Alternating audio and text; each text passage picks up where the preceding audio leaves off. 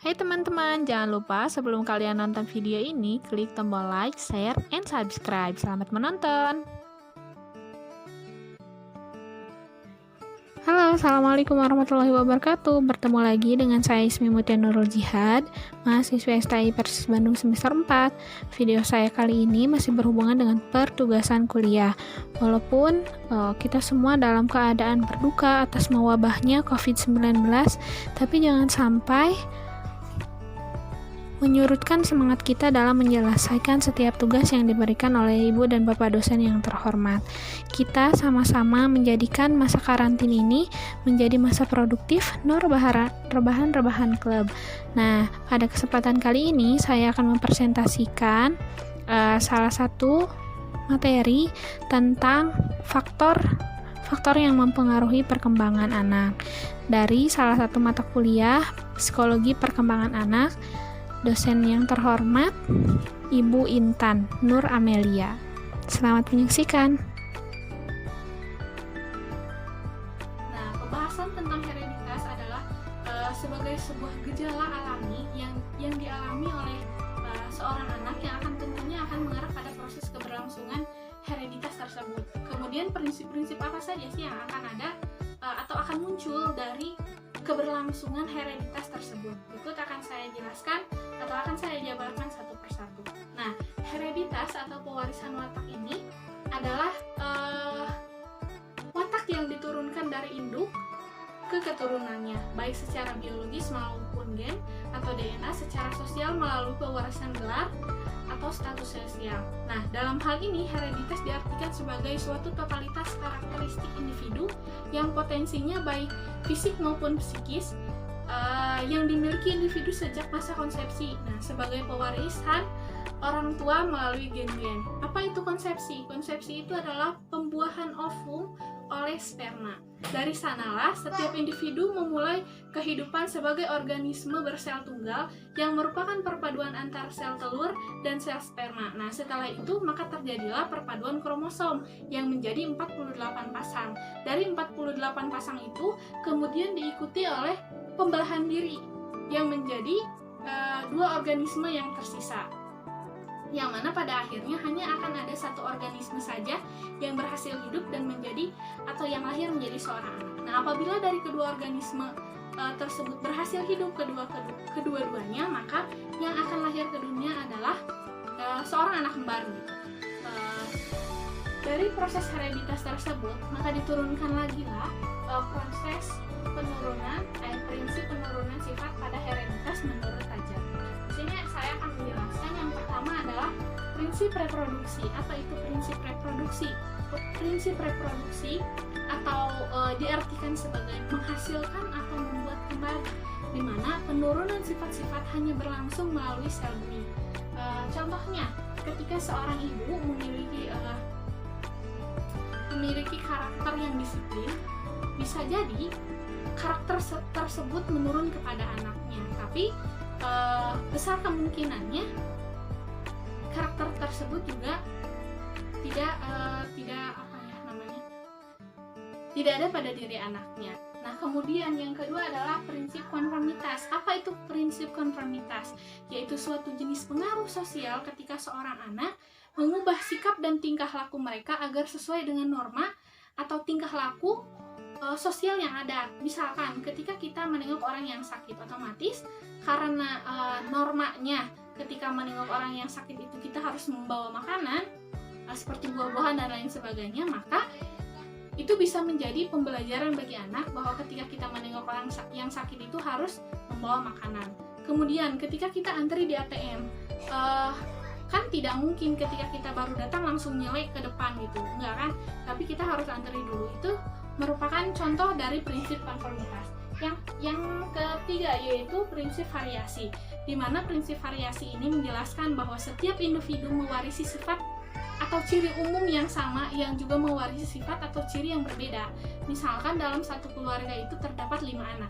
Dari kelima anak tersebut tidak semuanya memiliki karakter yang sama, melainkan dari kelima anak tersebut memiliki karakter dan sifat yang berbeda-beda. Misalkan anak yang pertama itu memiliki potensi atau sifat alamiah dasarnya yang menonjol. Nah, anak yang kedua bisa jadi potensi yang lebih menonjolnya itu, lebih dominannya itu di bidang yang lain. Nah, itu yang dimaksud dengan prinsip variasi. Selanjutnya adalah prinsip regresi filial. Apa itu prinsip regresi filial? Yaitu sifat kejiwaan yang diturunkan oleh orang tua kepada anaknya yang mempunyai kualitas yang sama dengan sifat dan kejiwaan orang yang pada umumnya.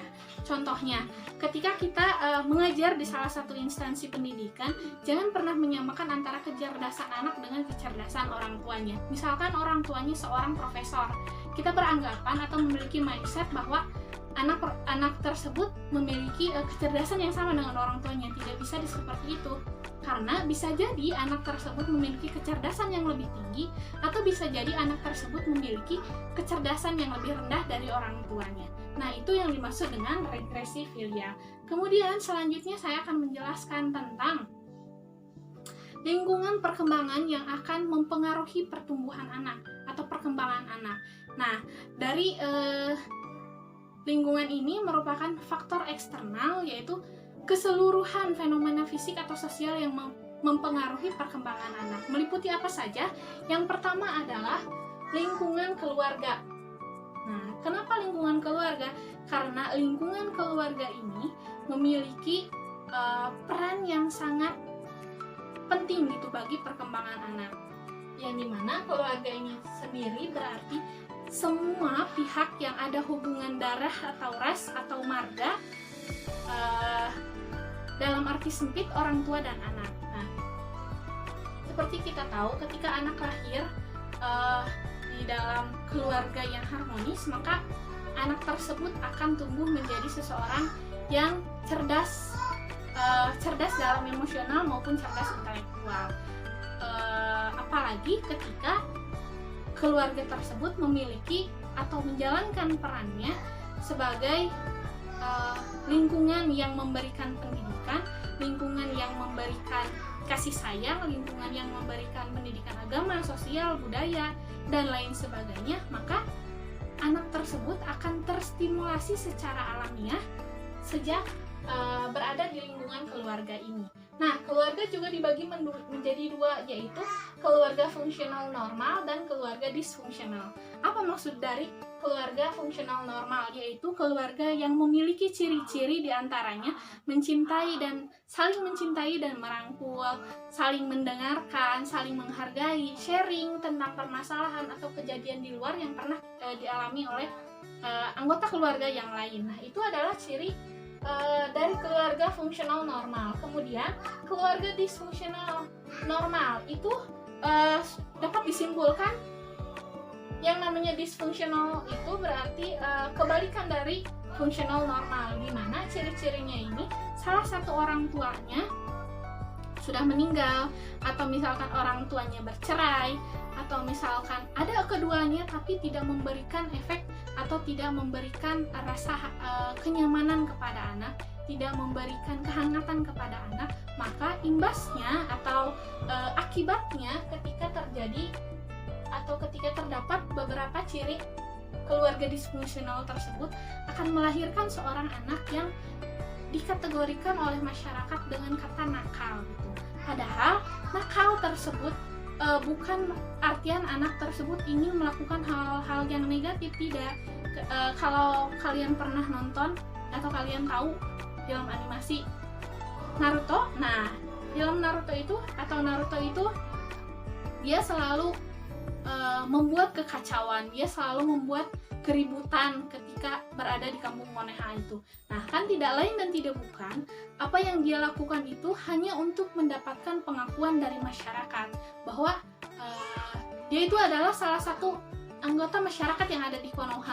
Kemudian apa akibat lain dari keluarga disfungsional ini? Bisa jadi ketika anak tersebut tumbuh menjadi menjadi lebih dewasa dalam keadaan yang sama seperti itu, tidak ada seseorang yang merangkul, tidak ada seseorang yang mendengarkan keluh kesahnya, tidak ada seseorang yang menjadi yang memberikan kehangatan kepada anak tersebut, maka ketika dewasa anak tersebut akan tumbuh menjadi anak yang atau dia akan depresi gitu dengan keadaan yang dia alami.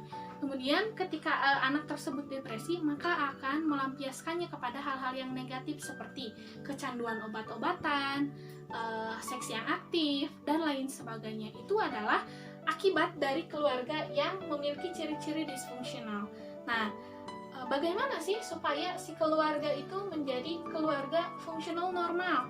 Ada beberapa metode atau ada beberapa cara yang dikemukakan oleh para ahli, yang salah satunya yaitu orang tua menjadi model bagi seorang anak. Bagaimana? Yaitu ketika orang tua itu memberikan contoh-contoh yang baik kepada anak, baik bagi anak. Misalkan ketika orang tua mengharapkan anaknya menjadi seorang anak yang berbahasa yang baik, maka anak tersebut akan mencontoh orang tuanya. Ketika orang tuanya berbahasanya ketika bersosialisasi dengan masyarakat luar dengan menggunakan bahasa yang kurang baik, maka anak tersebut akan mencontoh bagaimana atau cara bersosialisasi orang tuanya kepada masyarakat luar. Jadi ketika kita mengharapkan sesuatu yang baik kepada anak, maka berikanlah contoh tersebut kepada anak, karena anak akan menuruti apa yang dia lihat, bukan apa yang dia dengar. Kemudian yang selanjutnya, orang tua berperan sebagai mentor, di mana kita tahu bahwa keadaan sekarang, khususnya di Indonesia, anak-anak sekarang sudah dikategorikan atau masyarakatnya dikategorikan sebagai masyarakat yang krisis mental. Kenapa? Karena sejak sejari dini tidak diberi stimulasi atau tidak diarahkan mana yang baik atau yang benar. Karena pola pendidikan orang tua modern itu lebih membebaskan anak-anaknya dalam mengambil suatu keputusan, baik itu dalam bergaul, baik itu dalam segala hal gitu. Mungkin di sana ada efek positif dan negatifnya. Positifnya ketika anak tersebut mampu mengenal dunia luar, mampu mengekspresikan dirinya, tapi sisi negatifnya adalah anak tersebut tidak mampu memfilter apa yang sebaiknya dia ambil dan apa yang sebaiknya tidak dia ambil gitu. Yang selanjutnya yaitu orang tua berperan sebagai organizing, di mana kerjasama antar anggota keluarga itu menjadi satu hal yang perlu dilakukan dalam keluarga fungsional normal. Selanjutnya, teaching, di mana orang tua berperan sebagai pendidik bagi seorang anak. Karena ketika anak sudah berada di lingkungan sekolah, maka yang akan ditiru dan digugu adalah seorang guru. Tapi ketika anak-anak sudah dididik, sudah diberikan stimulasi, sudah diberikan pembiasaan sejak dini oleh orang tuanya, maka dikategorikan orang tua tersebut sebagai seorang guru pertama bagi anak-anaknya gitu. Ketika anak diajarkan untuk berdoa sebelum tidur, kemudian makan menggunakan tangan kanan, kemudian memakai baju sendiri, hal-hal tersebut kan mungkin terlihat sepele bagi orang-orang dewasa, tapi ketika hal tersebut tidak diberikan atau tidak distimulasi sejak dini, maka akan menjadi permasalahan yang cukup serius ketika dia sudah dewasa. Selanjutnya adalah lingkungan sekolah, di mana lingkungan sekolah juga memiliki peran atau memiliki peran yang sangat tinggi juga pada perkembangan anak, di mana sekolah ini menjadi salah satu sarana pendidikan untuk menstimulasi kognitif anak, emosional, sikap dan sosial, dan lain sebagainya, yang memfasilitasi juga proses perkembangan anak secara menyeluruh dan optimal. Yang selanjutnya yaitu lingkungan masyarakat, di mana lingkungan masyarakat ini merupakan tempat bergaul, tempat untuk mencari teman baru gitu. Ketika anak berada di dalam lingkungan pesantren, maka anak tersebut akan kental mengenai agamanya. Tapi ketika anak tersebut berada di lingkungan akademis, maka minat akademik anak tersebut juga akan tinggi. Yang terakhir yaitu lingkungan teman sebaya. Nah, ini yang sangat akan berpengaruh lebih besar dibanding lingkungan-lingkungan yang lain setelah anak keluar dari lingkungan keluarga. Kenapa? Karena teman sebaya itu ketika anak sudah memiliki teman sebaya, maka anak akan membuat satu komunitas yang memiliki sifat atau memiliki hobi yang sama, di mana kesempatan orang tua dalam berkomunikasi dengan anak itu akan berkurang. Nah, jadi peran teman sebaya ini sangat berpengaruh. Ketika yang didengarkan lagi nanti bukan orang tua, ketika yang dijadikan yang dijadikan sebagai contoh itu bukan lagi guru, tapi teman sebayanya.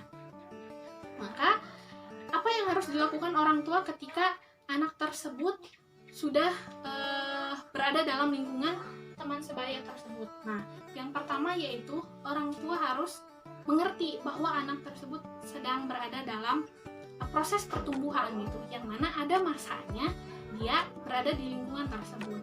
Kemudian yang kedua, orang tua harus bekerja sama dengan orang tua anak tersebut, anak temannya itu, untuk mengarahkan anak-anaknya ketika anak tersebut berada di lingkungan yang kurang baik. Selanjutnya, komunikasi itu adalah hal yang paling penting yang harus dilakukan, karena tanpa komunikasi hubungan keluarga tidak akan baik. Nah, lingkungan juga mempunyai peran penting. Adapun plus dan minusnya itu ditanggapi dengan bijak gitu. Ketika anak itu berada di lingkungan yang kurang baik, maka orang tua yang berperan paling depan untuk selalu mengingatkan anak-anaknya bahwa dalam pergaulan itu tidak semuanya harus kita ambil, tidak semuanya harus kita contoh. Nah, mungkin itu saja penjelasan yang bisa saya jelaskan dari materi faktor-faktor yang mempengaruhi perkembangan ini. Adapun kurang lebihnya mohon maaf, karena segala kekurangan itu berasal dari saya dan kelebihan itu dari Allah. Kita bertemu lagi di lain kesempatan. Wassalamualaikum warahmatullahi wabarakatuh.